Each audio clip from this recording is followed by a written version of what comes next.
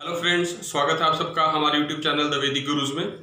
आज वैदिक गुरुज कक्षा 10वीं हिंदी मीडियम बच्चों के लिए 14वां चैप्टर जो हमारा सांख्यिकी का है, प्रश्नावली 14.1 के आखिरी 3 सवाल 7th, 8th और 9th हल करने के लिए जा रहे हैं, जिनमें हम आपको सिखाएंगे कि माध्य कैसे ज्ञात करते हैं आप। आइए देखते हैं। 7वां प्रश्न देखिए, प्रश्नावली 14.1 का।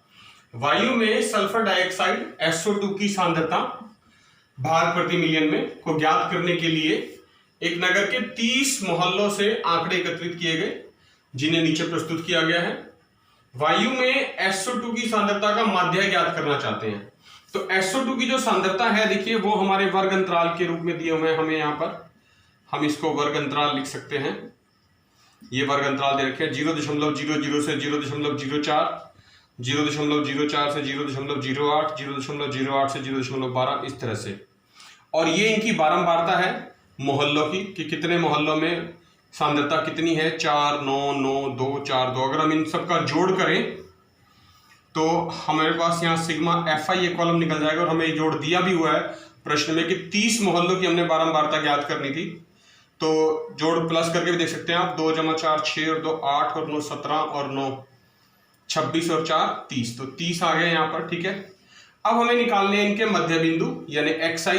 तो वर्ग अंतराल की ये निम्न सीमा है, ये ऊपरी सीमा है, दोनों को जमा करके 2 से भाग करते हैं।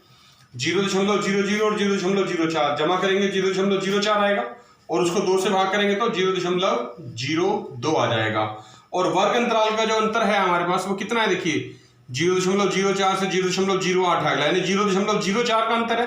तो 0.04 और 0.08 दोनों को प्लस करेंगे 0.12, और जब भाग करेंगे 2 से तो 0.06 हो जाएगा, यानी 0.04 का ही अंतर आएगा। तो अगला जो होगा 0.10, फिर अगला 0.14 14, फिर अगला 0.18 18, और अगला 0.22 18 और 4 22। ठीक है, इस तरह से ये हमारे पास FI आगे और ये XI आगे मध्य बिंदु। अब हमने माध्य निकालना है, तो माध्य निकालने के लिए हम प्रत्यक्ष विधि का प्रयोग कर रहे हैं। यहाँ पर डायरेक्ट मेथड भी जिसको कहते हैं, इसमें हम FI और XI इन दोनों कॉलम को गुणा कर देते हैं। 4 को 0.02 से गुणा करेंगे, आप क्या आएगा 0.08। 9 को इससे गुणा करना है तो 9 6 54 होता है, तो 0.54 आ जाएगा। फिर 9 दाएं 90 होता है, तो 0.90 आ जाएगा।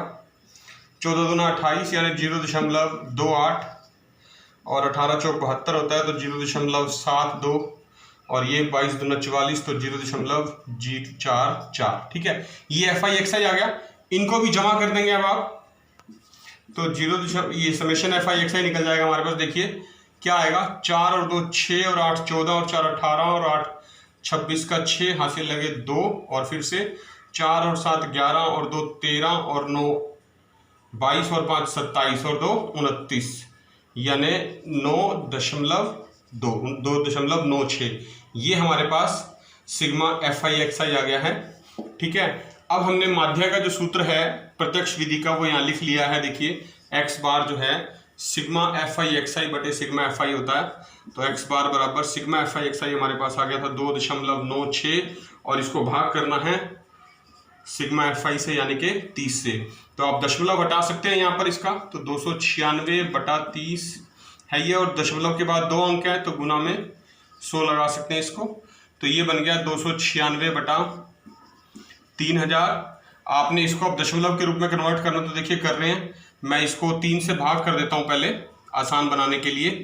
3 गुना 1000 लिख लेते हैं, और 3 दशमलव स्थान के बाद फिर बिंदु लगा देंगे। तो ये जाएगा देखिए 3 में 27, 2 26, 3 8 24, 2 20, 3 6 18, 3 6 18, इस तरह से आता जाएगा। और 3 दशमलव के बाद हमें बिंदु लगाना है, तो यहाँ तो पहले से ही था 1 2 3, 0.09866 मध्य आएगा। देखिए 8वां प्रश्न कर रहे हैं, लिखा है किसी कक्षा अध्यापिका ने पूरे सत्र के लिए अपनी कक्षा के 40 विद्यार्थियों की अनुपस्थिति निम्नलिखित रूप में रिकॉर्ड की, और एक विद्यार्थी जितने दिन अनुपस्थित रहा उसका हमें माध्य ज्ञात करने के लिए कहा गया है। तो देखिए जो वर्ग अंतराल है हमारे पास दिए हुए वो दिनों की संख्या के रूप में दे रखे हैं, कि 0 से 6 दिन कितने विद्यार्थी अनुपस्थित रहे 11, 6 से 10 दिन कितने रहे 10, 10 से 14 दिन कितने रहे 7, 14 से 20 दिन 4। इस तरह से ये हमारे पास बारंबारता सारणी है विद्यार्थियों की संख्या की, जिसका मान हमने FI लिखते हैं। अब माध्य ज्ञात करना है, तो माध्य ज्ञात करने के लिए जो सबसे पहला स्टेप होता है वो होता है हमारा मध्य बिंदु। मध्य बिंदु मतलब XI ज्ञात करना। तो XI आपको पता है कैसे ज्ञात करते हैं, जो भी वर्ग अंतराल है उसकी निचली और ऊपरी दोनों सीमाओं को जमा करके 2 से भाग करना होता है। तो 0 जमा 6, 6 और 2 से भाग करेंगे तो कितना आएगा 3। इसी प्रकार 6 जमा 10 16, 16 बटे 2 8, फिर 10 जमा 14 24, 24 बटे 2 12, फिर 14 जमा 20 34, 34 बटे 2 17, फिर 20 जमा 28 48, 48 बटे 2 24, फिर 28 जमा 38 ये कितना हो जाएगा 66, और 66 बटे 2 33, और 38 जमा 40 78, 78 बटे 2 39। ये हमारे पास मध्य बिंदु आ गए। और प्रत्यक्ष विधि से हम माध्य ज्ञात करेंगे तो हमें क्या करना है FI और XI का गुणनफल ज्ञात करना होता है।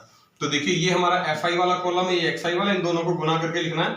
11 तिया 33, 10 8 80, और ये 12 7 84 आप लिख देंगे, 17 चौके 68, 24 गुना 4 96, 33 गुना 3 99, और 39 एकम 39। ठीक है, तो हमने अब 2 कॉलम जो है वो प्लस करने होते हैं। एक तो ये बारंबारता वाला FI जिससे हम सिग्मा FI निकालते हैं, इसका मान हमें प्रश्न में भी दिया हुआ है कि विद्यार्थियों की संख्या थी वो 40 थी, तो इसका जोड़ 40 आएगा। और सिग्मा FI XI यहां से ज्ञात करेंगे हम। तो देखिए इनका टोटल कर रहे हैं, प्लस कर देते हैं 9 और 9 18, और 6 24, और 8 32, और 4 36, और 3 39 का 9, हासिल बचेंगे 3, और 3 और 9 12, और 9 21, और 6 27, और 8 35, और 8 43, और 3 46, और 3 49, 499 आ जाएगा यहाँ पर सिग्मा FI XI। इनके मान हमें यहाँ सूत्र में प्रयोग में लेके आने। x बार माध्य का सूत्र है सिग्मा FI XI, जिसका मान आया है 499 बटे सिग्मा FI हमारे पास है 40। ठीक है, तो आप इसको सरल करने के लिए हल करने के लिए 499 बटे 4 गुना 10 लिख सकते हैं। तो x बार का जो मान आएगा, देखिए आप इसको 4 से भाग कर दीजिए, 4 एकम 4, 9 4 दूनी 8 19, 4 चौके 16, 0.3 30 होगा, तो 4 7 28, 2 20, और 4 पंजे 20 बटे 10, और 1 दशमलव स्थान के बाद फिर से बिंदु लगा देंगे क्योंकि 10 है नीचे, तो ये आ जाएगा 12.475। ये माध्य आ गया। देखिए अंतिम प्रश्न कर रहे हैं, प्रश्नावली 14.1 का 9वां प्रश्न है। लिखा है निम्नलिखित सारणी 35 नगरों की साक्षरता दर प्रतिशत में दर्शाती है, हमें माध्य ज्ञात करना है साक्षरता दर का। तो साक्षरता दर जो है वो प्रतिशत में हमें दे रखा है कि 45 से 55% जो साक्षर लोग हैं वो 3 हैं नगर हैं, और 55 से 65% के बीच के नगरों की संख्या 10 है, 65 से 75 के बीच में 11 है, 75 से 80% की दर 8 नगरों की संख्या है, 85 से 95% की दर 3 नगर हैं। ठीक है, हमें ये FI दे रखे हैं, बारंबारता बोलते हैं इसको हम। हमने अब क्या करना है, सबसे पहला जो स्टेप होता है हमारा माध्य निकालने के लिए वो है मध्य बिंदु ज्ञात करना। मध्य बिंदु होते हैं XI से लिखते हैं हम, और आपको पता है मध्य बिंदु कैसे करते हैं ज्ञात। जो ये वर्ग अंतराल है हमारे पास, यहाँ मैं लिख देता हूं इसको, देखिए वर्ग अंतराल, इनकी निचली और ऊपरी सीमा को जमा करके 2 से भाग कर देते हैं। तो 45 और 55 को जमा करना, देखिए 50 जमा 40 90, और 10 100 आ जाएगा, और 2 से भाग करेंगे 100 को तो कितना आएगा 50। और वर्ग अंतराल में अगर आप ध्यान से देखिए तो सब में 10-10 का अंतर है, देखिए 10-10 का है अंतर। तो मध्य बिंदुओं में भी 10-10 का अंतर आएगा। 50, फिर अगला जो आएगा 50 जमा 10 60, अगला 60 जमा 10 70, फिर 70 जमा 10 80, और 80 जमा 10 90, इस प्रकार से। और प्रत्यक्ष विधि का प्रयोग करेंगे माध्य ज्ञात करने के लिए, क्योंकि ये सबसे आसान होता है।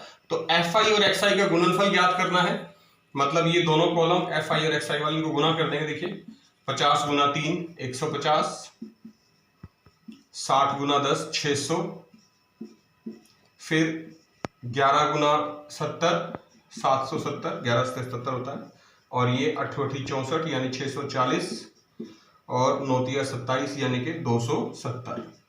ठीक है, इनको अब हमने जमा करना होता है सिग्मा FI XI निकालने के लिए।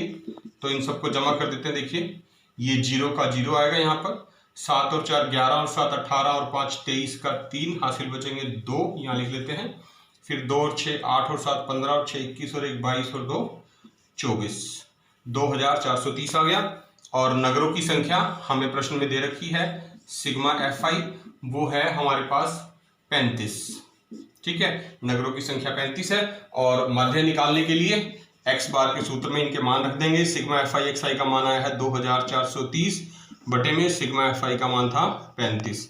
ये देखिए 5 के पहाड़े पे कट जाएगा, 5 सता 35, ये आएगा 5 चौका 20, 4 43, 5 अठे 40, 3 30 और 5 छक्का 30। तो x बार बराबर 486 बटे 7। इसको अब आप भाग कर दीजिए ताकि दशमलव के रूप में प्रकट हो जाए।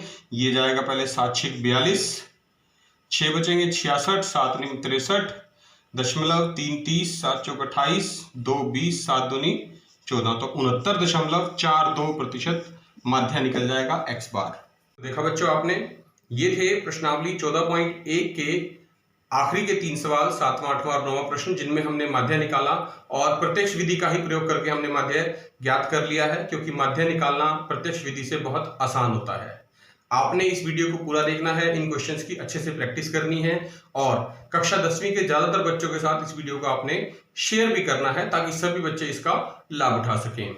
और अगर आप चाहते हैं कि आने वाले वीडियोस वैदिक गुरुज के सबसे पहले आप तक पहुंचे, तो आप अभी YouTube से हमारा चैनल द वैदिक गुरुज सब्सक्राइब करें और बेल आइकन बटन जरूर दबाएं। वैदिक गुरुज आपसे एक ही रिक्वेस्ट बार बार करते हैं, आप अपने घर में रहें, सेफ रहें, सुरक्षित रहें और स्वस्थ रहें। खूब मन लगा के पढ़ें और जुड़े रहिए वैदिक गुरुज के साथ। बहुत जल्द फिर मिलेंगे, तब तक के लिए थैंक यू।